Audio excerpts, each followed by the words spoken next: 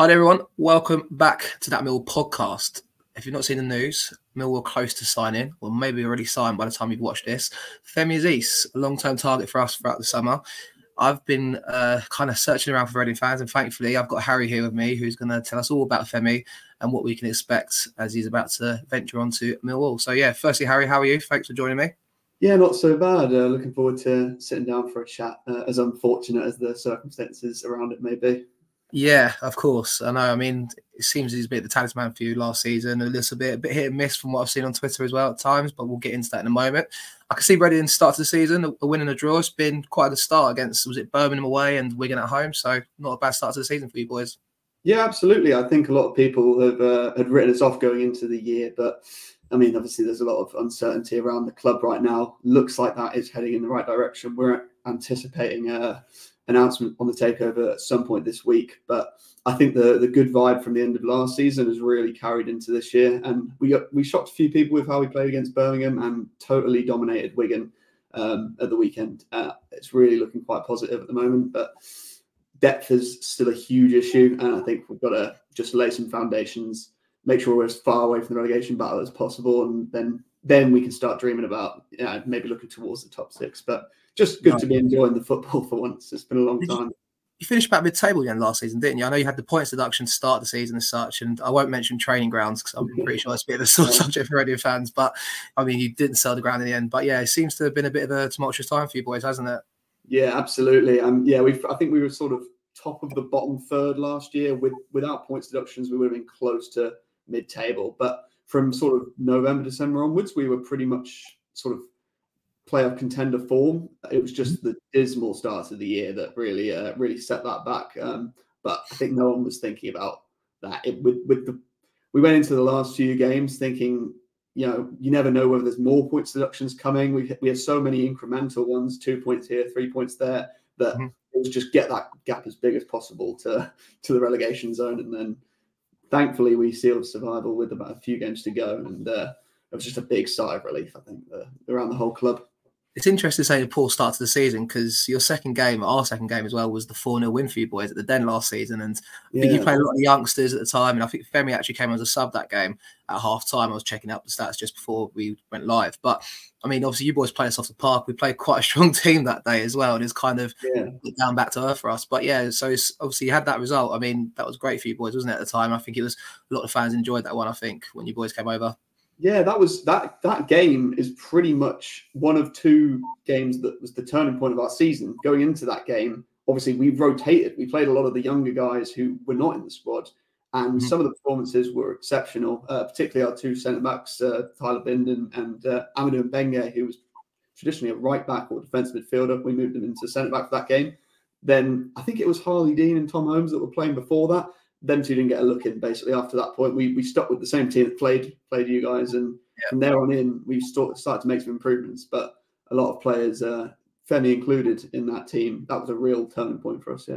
Yeah, I mean, so we'll get into Azeez. Obviously, I think we're close to completing the sign of him, as I mentioned at the time of recording. I think he's in the last year of his contract, if I'm not mistaken, as well. I think you triggered an extension over the summer for him.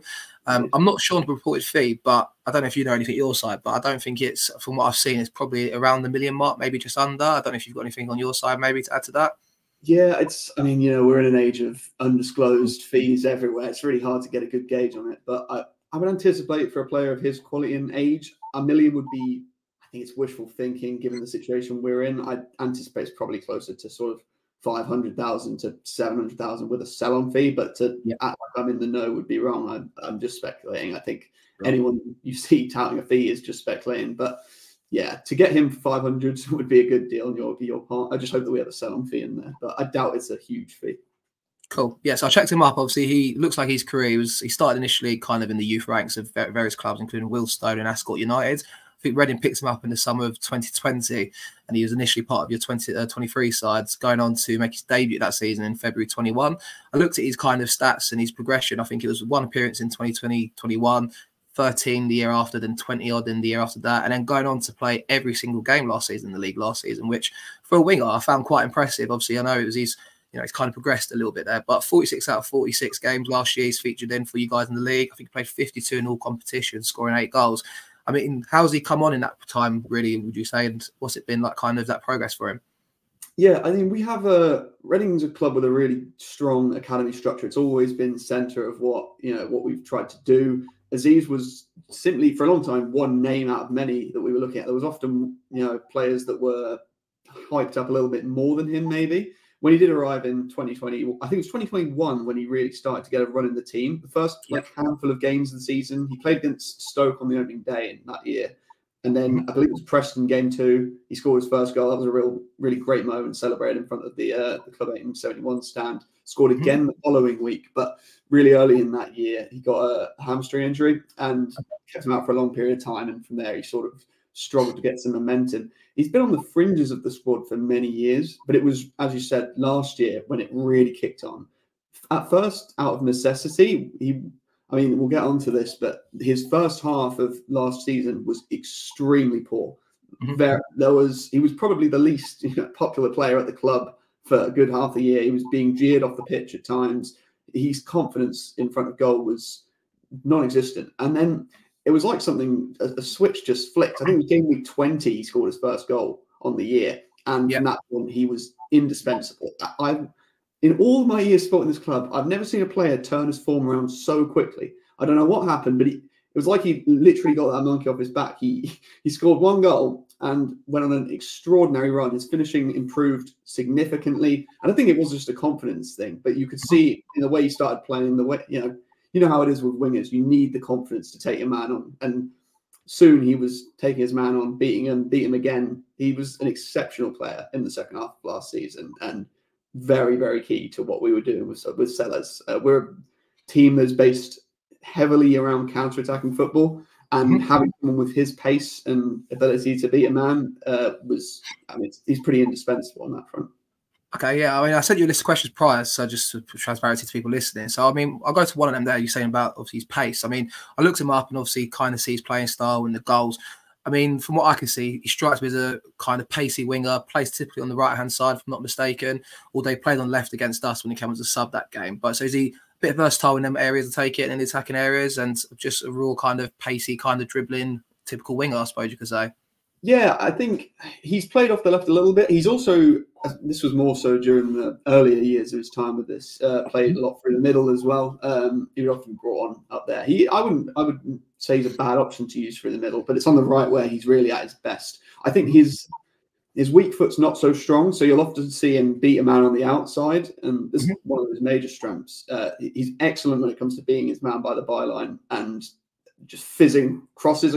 Sometimes they'll go wildly out of play, but he's extremely dangerous in those regions. But yeah, pace is a key one for him. I wouldn't say he's an exceptionally technical dribbler. You won't see him throwing in step overs and doing plenty of skills. He's pretty much get his head down, beat the man, get crossing or cut it back. But one thing I will say is, and Millwall fans can go away and look up some of his goal compilations, is he scores a lot of goals on the volley or outside the box. His close range finishing is touch and go. He sometimes lacks a little bit of composure, but his ball striking ability, especially on the edge of the box, just snapshots, is exceptionally good. I think of the 8 league goals he scored last year, off the top of my head, it feels about 6 or 7 of those were on the volley or outside the box. Like, he does not score easy goals.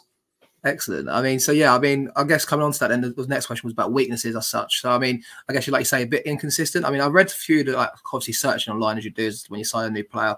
And I think yesterday the news broke in the evening after your game last night, and kind of saw some replies and people saying along the lines of, one comment was, yeah, on a reel, he'll probably perform for you once a month. Then you've watched him do a few step overs, try to cut inside, then pass to the keeper.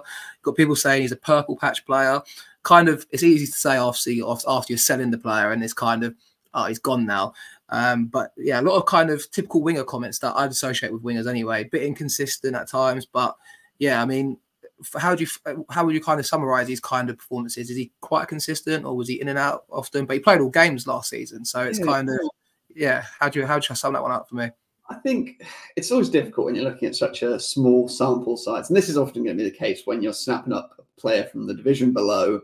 Yeah, if they'd been doing it for 5 years, they'd already be in the championship. This is in many regards a risky signing, but at the price point, I'm sure it is, I don't think it's one to be worried about. He does have his drawbacks. You know, his weak foot's not exceptional. Close range shooting, as I mentioned, and composure can be a bit of an issue.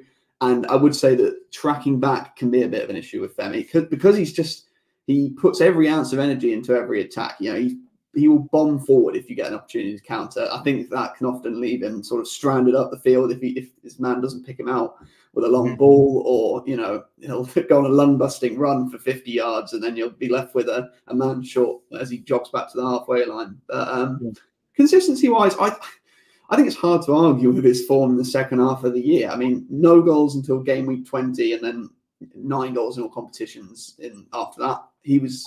I mean, and 9 assists to boot. I thought he was exceptionally consistent for a League One win last year. Obviously, before that, there were issues. And if he does revert back to that, then you're going to have a problem. But I think some of those comments from Reading fans will be a little bit out of frustration having lost him rather than being necessarily a fair assessment. Sure. Okay. And so how would you say he kind of took that criticism? Obviously, I don't know if you know about Millwall fans, but we're quite a critical bunch sometimes. It's more out of passion than kind of hatred, or, you know, it's obviously quite viewing you what your players do well. In a game where he's struggling, is he a kind of player that maybe shirks away from it at times, or would he try and do the same things, take players on, get to the byline and put a ball in the box? How would he kind of, you know, reply to them, the jeers from the crowd, so to speak? Yeah, I think it was difficult because during that period, it was a horrible time for the club. And there were a lot of players, not just Femi, who became scapegoats, I think, and just sort of received the brunt of a lot of frustration about not just, you know, what the performances were like on the pitch, but everything that was happening off it. It was hard to go into a game knowing that, you know, you needed to win this game because we might be docked another 3 points next week. So I think, you know, at the time, he'd often have his head down and he looked pretty low on confidence. You know, there were a fair few games where he was hooked pretty early.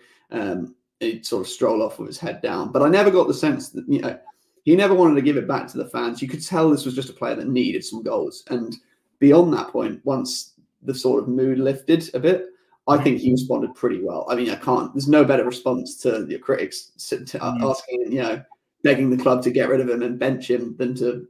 And I think Sellers deserves a lot of credit for this because most managers would have benched him after 10 games, but Sellers insisted week after week, just, you know, much to the ire of the fan base, to keep playing him, and it paid off. And I think from there on in, he was a player you would look to. Like if there was a game that was cagey, oftentimes he would be the one to change that. There was a game against Charlton towards the end of the year, towards the end of the calendar year, where he scored both goals, dug us out of a game that was pretty cagey otherwise. So, you know, he can be that man to step up when you need him, yeah.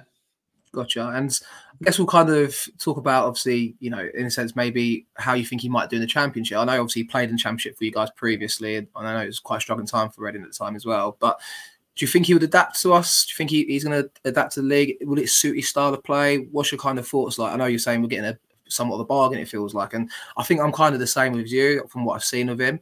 Do you think he's going to, you know, kind of kick on? Or how do you foresee him going? Hard to predict, but if you have to go with it, what would you reckon? It's difficult, isn't it? I mean, Neil Harris systems, wingers are always so important, right, to the way you play. So I think he can be a good asset in that sense. I don't think the level will be too much of a step up. He was one of the better wide players in League One for the second half of the year. And, you know, we've had plenty of worse winger than he was in his state last year for our many years circling the drain in the Championship. Obviously, it's a difficult environment to come into right now. At Mill, it's not been an ideal start, as you guys will know. Yeah. And obviously, he's competing with Roman. Is it Esse? I don't know. Yeah, Esse, yeah. I know there's a lot of hype and excitement around him. He's been playing predominantly off the right, from what I can see. So he will have to compete for minutes there. So I'm not sure whether he'll go straight into the starting lineup. I'm sure he'll need a few games to sort of, you know, just adapt. But as long as the fans take to him, give him a bit of time, I think he can be a very good player for you. Excellent. Fingers crossed. I mean, filling me with a bit of confidence. I'm hoping he maybe even gets a sub appearance on Saturday at Hull and scores the winner. I'm foreseeing something for him there. So fingers crossed. So I know obviously I mentioned the kind of the fans up and down with him, but what was his kind of relationship with amongst the club and like the players and stuff? I mean, it's hard for you to know, obviously, but like, was he quite loved at the club? Do you think he was well respected? You said Sellers continued with him, persevered.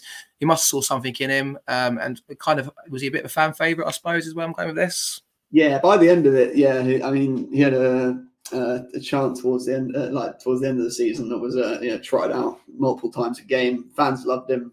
He'd often join in as well with the celebrations. Since things have turned around, there's been a very strong relationship built between this group of players and the fans, and they'll, after every home game, they'll come over and celebrate with the fans, or even if we don't win, and he's often front and center of that among the key group of players. So you get the feeling that he's in that sort of center group. But yeah, Sellers he deserves a lot of credit. He's an exceptionally good man manager, and the atmosphere he's cultivated in this squad has been very, very good. So I think it's been easy for Femi to sort of feel good when Sellers has been so good at defending his players, creating an atmosphere where people clearly want to play this football club. I mean, I know he's now left, but yeah. So I never got the sense that he was in any way outcast from the main sort of core groups of the squad. He always seemed like a key part of the sort of the dressing room vibe.